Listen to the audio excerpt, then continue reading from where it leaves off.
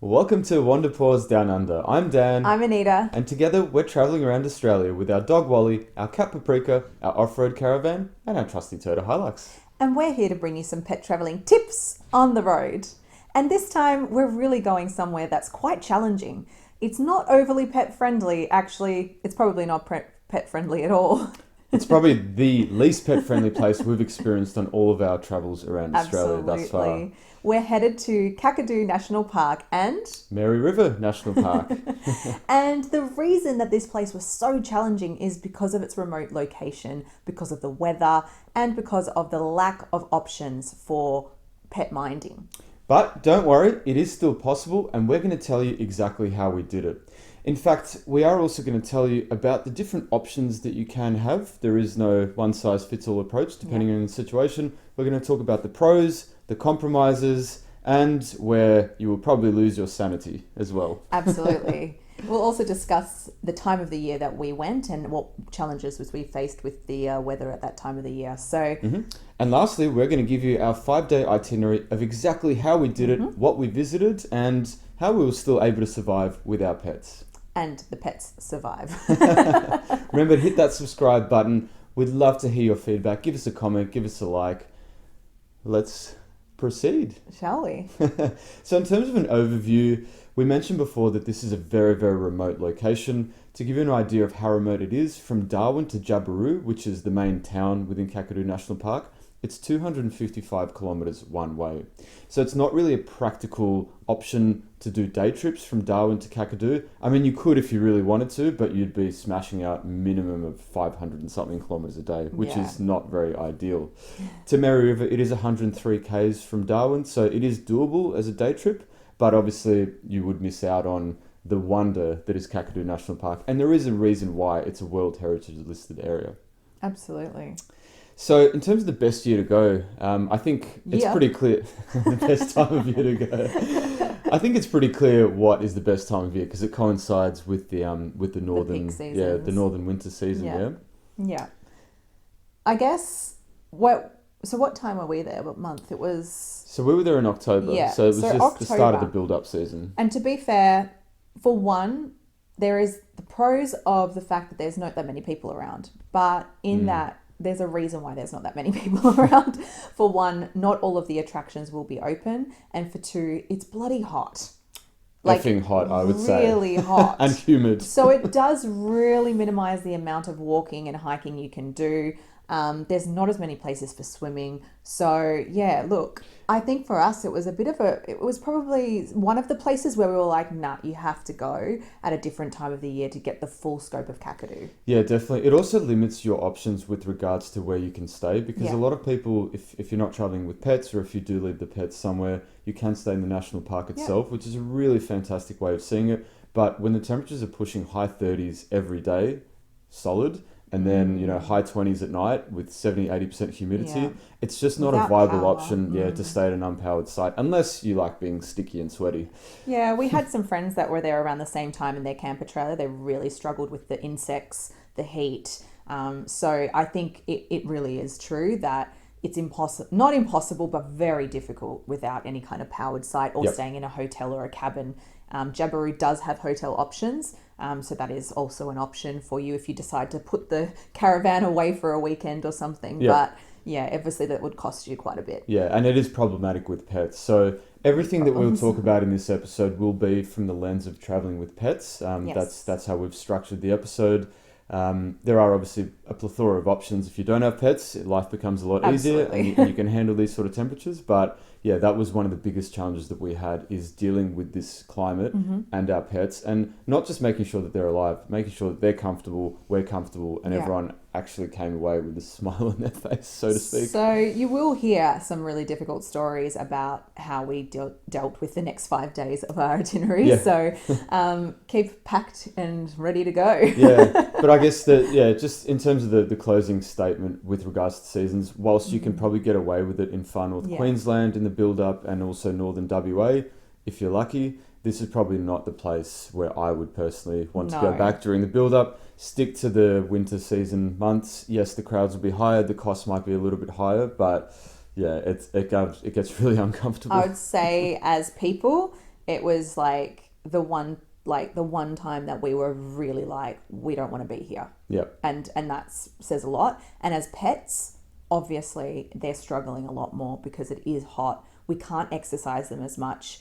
And you just, to be honest, if we could do our time over again, we wouldn't go at this time of the year. So just keep that in mind. But if you are happening to be there, there are still some things you can do. Yeah, for sure. So on that note, there are three main ways in which you can see Kakadu and Mary River with your pets.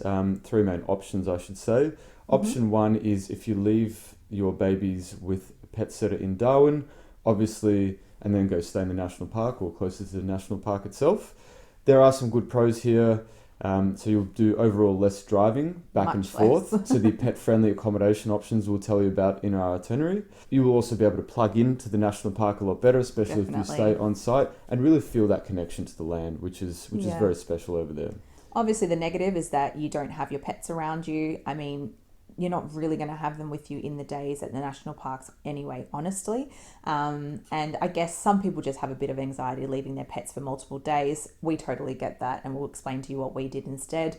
But yeah, look, I think have your time over again where they're in the peak season and a bit of a nicer weather. I think that's still the best option. Even if you do have to backtrack, it could be a better option than, having to do the national park the way that we did. Yeah, it is also obviously quite more expensive if you do obviously, that. Yes. Living with pet sitters or at kennels or catteries, the cost can add up, especially if you're going for 4 to 5 days. Yeah. But I guess if you're only there once or twice in your life, it's probably a necessary cost that you're happy to bear. And it does give you a bit more peace of mind. Another option is there is one pet sitter in Jabiru. Now you cannot not always available. Sorry.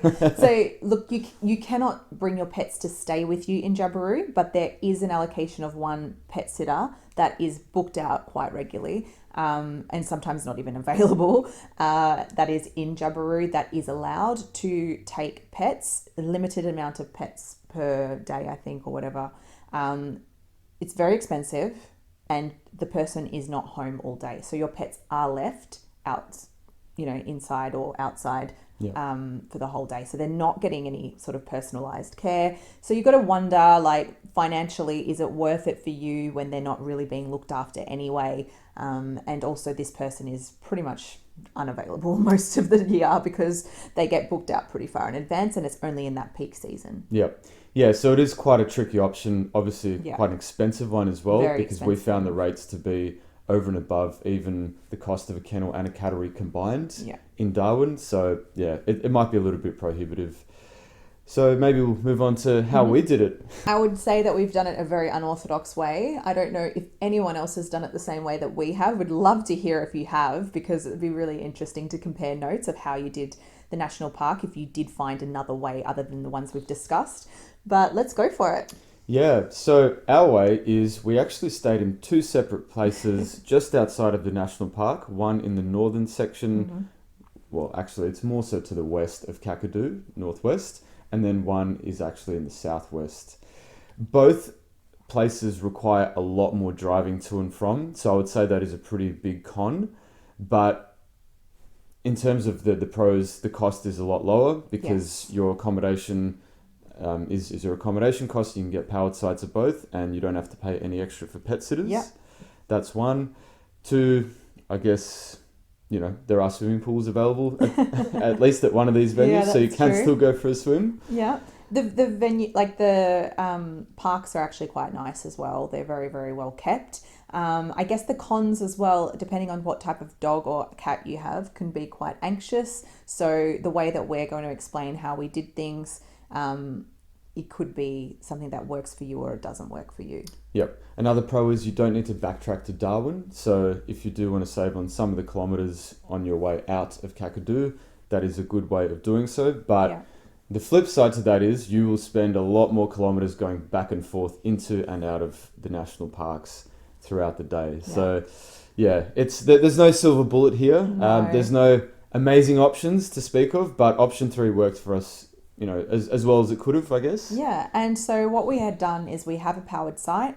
We were able to run our air conditioning and we were able to leave our pets in our caravan safely for extended times. Yep, up to 6 hours. Yeah. So look, it's not the most ideal situation and it won't work for everyone. In our case, it worked out okay. But look, we're not recommending this for everyone. Yep, definitely. And one important way in which we managed this was obviously, we mentioned we had the aircon cranking, so that's always a big plus when you're dealing with those sort of temperatures. But also we made sure that we walked Wally at dawn or at the crack of dawn before we left for the day. Made sure Paprika got some outside time as well, and then did the same when we returned as well. So it's so important to give them that bit of stimuli, give them a bit of love before you head out for the day. And leaving as early as possible in the morning. Absolutely, yeah. So maybe on to our 5-day itinerary now. How did we do this little adventure? Gosh, how did we do it? Day 1. Darwin. To Bark Hut Inn. So this is the first location that we actually stayed at. It's just outside of the Murray River National Park, which was really cool because that means that, you do have something very close to this location. So even if you don't, have the time that day to go and visit Kakadu, there is something very close by. I think it was literally just up the road, like 10 minutes. Yeah, it was like 12 k's from Murray River National Park. It's only 116 k's from Darwin, so it's very easy to do. It'll take you just over an hour to get there. It's a great little pet-friendly caravan park. Wasn't particularly green when we were there, but that's because it was the build-up. Dry, But there is a nice swimming pool, a cool tavern, and even some animals on site that you can go and gaze at. Yeah, and they've got cabins. They've got all different types of accommodation, like just small little rooms with beds and some larger sort of ones with facilities and stuff like that. Yep. Everything was super clean. It was really nice, actually. And very cost-effective as well. So when we were there, it was under $50 per day for a powered site, which was obviously a lot cheaper than getting accommodation somewhere in Kakadu, plus your pet sitter costs. So you can see now that, this is a cost-conscious little trip that we've done. And this, it worked for us. And there was a number of, options that we were looking at that had actually closed down in the last couple of years. So this was probably previously not the closest place you could have stayed to Kakadu National Park, but unfortunately these days the options are limited. So this was as close as we could pretty much get to the to the park with pets. So on day 1, we decided not to venture into Kakadu National Park because there was quite a bit of driving involved. We used the rest of that day to actually visit Murray River National Park and see what that had to offer. We left the pets in the good care of the universe in our caravan with the air conditioning, and we decided to go that 12 k's to Murray River, and we were not disappointed. No. There's a really cool walk there called the Bird Billabong Walk. It's 4.8 k's return, 1 hour. Basically, it's through a monsoon forest, and then you walk around a really large lake billabong sort of thing with heaps of bird life. And if you haven't seen this before, it's quite spectacular. Lots and lots of birds around. So if you're a bird watcher, this is definitely a good spot for you. Bit of a corrugated road to get in, but nothing too hectic. Didn't need to lower our tyre pressures. And then there was another walk as well. The Brian Creek, it was a monsoon forest walk. That one was a little bit nicer. It was like 3.1 kilometers, maybe like 45 minutes, very easy. And we kind of were there at the very end of the day. So the lights and the reflection of the forest and the water was very pretty. You can try and spot some crocs around there because the river is very, very scary and eerie looking. Actually, the whole forest itself is quite eerie, isn't it? Yeah. It's a very different forest from the ones we had been to before, and it's actually quite different to Kakadu as well. So it's interesting. I think especially for bird watching people, there were so many birds around. So birds, crocs. Crocs. Can't go wrong. Definitely a great way nice red dirt. Nice red dirt. That's right. Nice way to end the day. We chilled by the pool when we returned. You cannot miss that pool at Bark Hut Inn. It was hot, even in the evenings, guys. It was hot. Yeah. So then on to day 2. This is the day where we finally entered Kakadu National Park, and we focused on the northern section. So we were basically up at dark, and we played with Wally for a good half an hour while it was still reasonably cool. Wore him out as much as possible. Wore him out, wore the cat out, fed them, watered them, and put the aircon on, and then off we went. Yeah, and it was quite the drive. So just to give you an idea, on this day we did 348 k's return. So that was the total kilometres travelled into and out of the park and in between the various points. So it's not for the faint-hearted. Do make sure you fill up on fuel at the Bark Hut Inn. It's actually the cheapest fuel in and around Kakadu. So it's a good place to fill up. And the first place we went to was actually expressed to the Ubia rock site. Yes.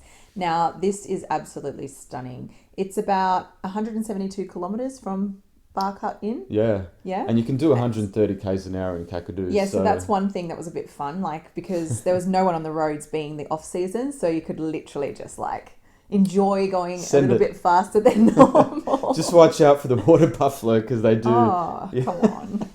Yeah, there's actually buffalo, isn't there? Yeah. But once you get there, there's a 1 kilometre circular track and a 250 metre climb up to the top of this rocky plateau where you can see so much of Arnhem Land and beautiful. An incredible array of Aboriginal rock art scattered across, 5 different galleries? Yeah, absolutely. Yep. And I think that was actually a nicer day. It hadn't gotten super hot by the time we got there, so we actually enjoyed that walk. Yeah. And yeah, like the views are just beautiful. I've never been to Kakadu before. Dan actually has been there many years ago with his dad. So for me, this was the first time sort of experiencing Kakadu and what it has to offer, and it was absolutely gorgeous. It was beautiful. Yeah. Incredibly detailed, vivid, and massive pieces of rock art, telling different stories throughout the years, and even some more modern ones are there as well.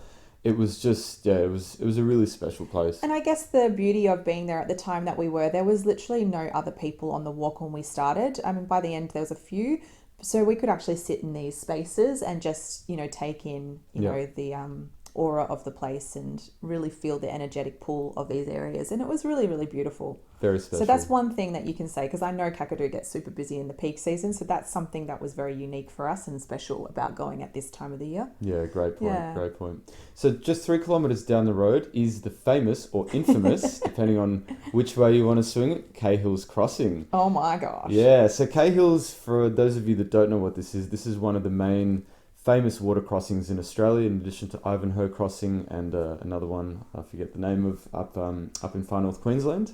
And Telegraph. Yeah, that's more of a track. Anyway, it doesn't matter. We're not real forward drivers, apparently. So it's got an observation deck where you can watch various forward drives take on the tidal East Alligator River. And it's quite a sight to behold, especially when the tide starts coming in and the water level rises, but also the flow increases to such an extent that the crossing can actually become impassable. And there is no shortage of YouTube videos out there of cars getting TikToks, stuck. Of all sorts of different people doing all sorts of things. But when we were there, it was actually really quiet. The tide was low.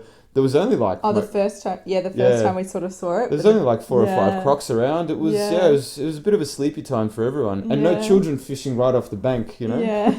We did go back later though, and when the area is flooded, wow, there was a lot of crockies there. Yeah, it's crazy.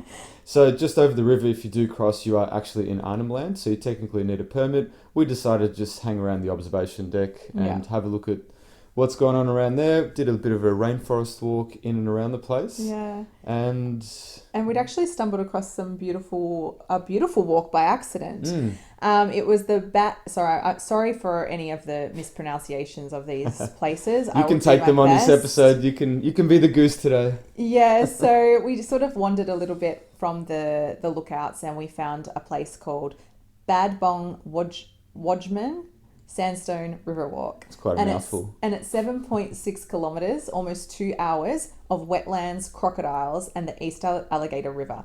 And pretty much, you get gifted at the end with this beautiful sandstone rock formations and hidden Aboriginal rock art that we actually discovered by ourselves. There's no notice anywhere about the rock art. So when we found it, it was really, really cool because we didn't know that it was going to be there, and it was really detailed and really interesting artwork. Yeah, Indiana Jones feel. You feel like a bit of an explorer. It was kind of like Litchfield, right? The Lost City. It had a very similar vibe, but the walk-in is way scarier because you can see just crocodiles everywhere along the East Alligator River. It is insane how many crocs there were. Crazy how many crocodiles there were. I don't know what sustains that amount of crocodiles in the river. Hopefully... Not people. No, definitely not dogs, because apparently you're not allowed dogs there, being a national park. But there is a lot of buffalo. There are, yes. There's a lot of buffalo, and I'm sure there's plenty of fish. We saw a few hogs as well. Yeah, so it is a bit... Oh, actually, that was one of the funny things. I think the first sign we saw was beware of crocodiles. Second sign was beware of buffaloes. And it was funny because there was literally just wild everything everywhere, and they were freaking terrifying. Yeah. But anyway...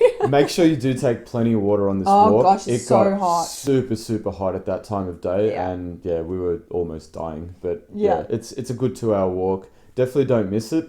Especially I even liked if you it, yeah. even if you just do the crocodile bit at the very start, it's quite a sight to behold. And there is some wetlands on the way, so again, bird watching. Yeah, so 66 k's on the return leg back towards Barkart Inn sits the Mamukala wetlands. Mamukala. Mamukala, Yeah. hopefully I've got that right.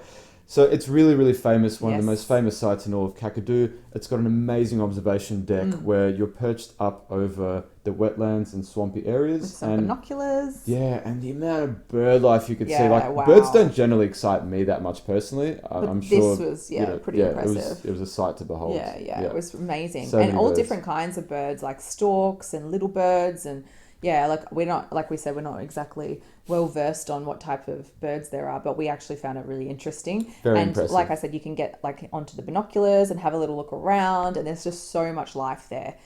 It was very, very different to any place we'd ever seen before, and I can understand why it's quite popular. Yep. If you are game, there's a 3.4k walk as well in and around the place. At that time of day, it was just way too hot and humid, so we decided to move back towards the Barkart Inn so we could see our babies and hang out in a bit of aircon. Yeah, absolutely. So it was 107 kilometres back to Barkart Inn, Yeah. just under an hour away, and that completed our day one. 348 k's. Yeah. We ended it with a pool and a beer. Our pets Yeah. were happy; they survived. I think that's a great success for day one. And that's another thing. The Barkart Inn actually has a restaurant and a bar on site. So that makes it very easy for you if you're hungry and you don't feel like cooking, or want to have a bevy. There's somewhere you can actually easily go and have a little bit of me time or us time. So day 3, we decided to proceed to the Kakadu eastern section. Again, similar to day 2, we were up at dark, we played with Wally, we let Paprika out, and we were on our way. So the first place we went to was the Warrajan Aboriginal Cultural Centre. It's actually 188 kilometres from the Barkart Inn along a sealed road. Very far. So it's very far, but again, because you can do 130 and send it, it wasn't that long. Definitely is a place worth visiting before you go to most other sites Yeah, in that part of absolutely. Kakadu, especially the eastern and southern section, because not only are there informative exhibits about the park and the sort of Yeah. wildlife that you'll encounter, but you can also get up-to-date information on what's actually open and closed. Yes. And that is really important when you go during the build-up season, because as we found out, a lot of things are closed. It was, and so for me, having never been there before, I think we had to miss out on like 3 or 4 of the things that we actually wanted to do. Jim Falls, Twin Yeah. Falls, and And there another was a one, couple which of is a bit other disappointing. 4-wheel drive tracks and Yeah. stuff. So yeah, look, this might be somewhere that you kind of call up even before you make the decision to go to Kakadu and just make sure that it's open. We could have probably been a bit smarter and thought of that ahead of time. Yep. But yeah, so I think the heat and humidity affected our judgment. yeah, we were pretty over it, to be honest. Like Yeah. by the time that we got to Kakadu, because Darwin was just so hot the whole time. Litchfield was nice because we had like lots of places for swimming, but in Kakadu it's a little bit harder. So Yeah. anyway, well, at least at the time of the year we were there. So definitely. So from the cultural centre, you go to a place called... Oh no. Go on. Burunkai. Burunkui Burunkui. walk. Burunkui walk. So you're pretty much, it's a 45-kilometre drive from the visitor centre. Yep. And only a 1.5 kilometre return walk with 2 lookouts and 3 Aboriginal rock art galleries. And again, totally worth it. Beautiful views. Yeah, I think that, again, it was super, super, super hot this day. So this was like maybe the hottest day. And such a short walk for us actually was really, really exhausting. Especially because it is quite exposed in Yeah. certain parts where you do have some of the galleries that there is nice shades. But Yeah. when you do walk to the lookout where we've popped up on the screen, Yeah, it was pretty exposed. it's pretty exposed and Yeah. hot. But that doesn't take away from the absolute spectacular absolutely. beauty of this place. Yeah, it's gorgeous. It was had a little bit more people because we were there at a little bit later in the day, but definitely one not worth missing. And it's very close to the Nangulur art site and the Narwulanja lookout. You're doing very well. You're doing well. I'm Better so than what I would sorry. have done. I wish I was. Yeah, I wish I could read it easier. But Sorry about that. But look, they were super close by, and we would have gone there, but at this point we had had so much like exposure to the heat that we were actually struggling pretty bad, and we were thinking about the pets, and we didn't think that we should stay for too much longer because this day was hotter than the rest. So we decided that we'd go back to the Bark Hut Inn. So today that would have been 401-kilometer drive. Yeah. So that last leg was 168 and the total was 400. So then you start to worry about was it such a bad idea to leave your pets in Darwin after all of this? Yeah, you really start questioning some of your decisions at that stage. But, we were already too deep into it. And actually that pet sitter in Jabiru wasn't even available when we tried to book them. So we only had two options. Leave them in Darwin. That was going to be our option, Yeah. But, it was definitely starting to weigh on us. Yeah. It's weighing on me even thinking about it now. I'm like, oh my God, it's so exhausting. Yeah. Luckily though, Kakadu is spectacular, so it was just worth it, I would say. Yep. So on to day 4. Day 4 was a little bit easier. Yeah, because we just took it as a driving day mostly because we decided that we would go to the southern part of Kakadu. Well, the nearest we could get to the southern part of Kakadu. So we drove from Bark Hut Inn to our second stop, which was Lazy Lizard Tavern and Caravan Park. And this was in Pine Creek, about 269 kilometres from the Bark Hut Inn. Yep. And it's only 90 k's north of Catherine, so it is actually close to the Catherine side. Yeah. And look, this is actually a good location because, for one, it is pet friendly, and for two, there are actually a couple of things you can do around just even in that area. There's a few little walks in Pine Creek that you can do with Wally, even Paprika if you felt like it. I mean, you're not going to do it with Paprika, but we could. Paprika's more of a free range kitty. He's got enough sass that he's like, I ain't going anymore. Yeah. He did walk around the caravan park though. He was really into it actually. But we sort of saw him stalking some birds and we were like, that's it, you're out. So we're not meant to tell people No, but he that. He didn't do it. We caught him because we're responsible pet owners. And we got him back into the caravan because he's a bit naughty sometimes. So pretty much around the area is a historical railway. And so you can do some really cute little walks, and there was a little shop nearby. I think we were even able to pick up some fruit on the drive. So that was a bit of a relief because there's not much you can buy at the first stop and near Kakadu until you get right into town. Yeah, because Pine Creek is an actual town. Yeah, so you do have extra amenities there. Yeah, it's got a nice tavern. Yeah, it's got a nice tavern as well. Lots of green grass everywhere. Yeah. And really, really cute rustic facilities. I really liked it. Yeah, they had really urinals made out of old beer kegs and all sorts and kegs and for like the basins, and I really liked the vibe. I actually think it was really cool. Yep. They also had some cabins, I think. Yeah, and it was also very affordable. So it was similar pricing. I think it was just under $50 per night compared to Bark Hut Inn. Yeah, it was pretty reasonable. So it kept the costs really low. And it's the ideal staging point to go to the southern section of Kakadu, where you won't have to do as big a drives as we've mentioned in the first few days. But nonetheless, it is the closest you can get to that southern section. I also, again, want to mention that even if we had left the pets in Darwin and decided to stay in Kakadu National Park, we probably wouldn't have had a good time because it was so hot without aircon at this time of the year. Yeah. This is why we made the decision in the end to do the way we did, because honestly, I don't even think we would have wanted to stay in the national park at that time of the year without our own, without the ability to turn on any aircon, because it was really hot. It was too oppressive. And you can't swim in a lot of places, so you don't get the relief that you would get, say, at Litchfield or Far North Queensland, where you can go visit waterfalls. It was hot and dusty. And the good thing about Lazy Lizard is there was heaps of trees, so the kids were really happy, and it was a pretty safe place to leave them. That was our day number 4. Yep. So it was just the drive from one to the other, but we were also able to do a little bit in the town of Pine Creek, which was nice. Mm-hmm. Now onto the home stretch. Day 5. This is where we covered the southern section of Kakadu. So up again at dark, walked Wally, made sure Paprika was happy, and then basically we departed. So again, we mentioned that we wanted to see Twin Falls and Jim Jim Falls. If they were open, this would have been the ideal place to go from because they're located in the southern section of Kakadu. Unfortunately, they were closed for various reasons. So the only place where we could go is actually Barramundi Gorge or Maguk Waterfall.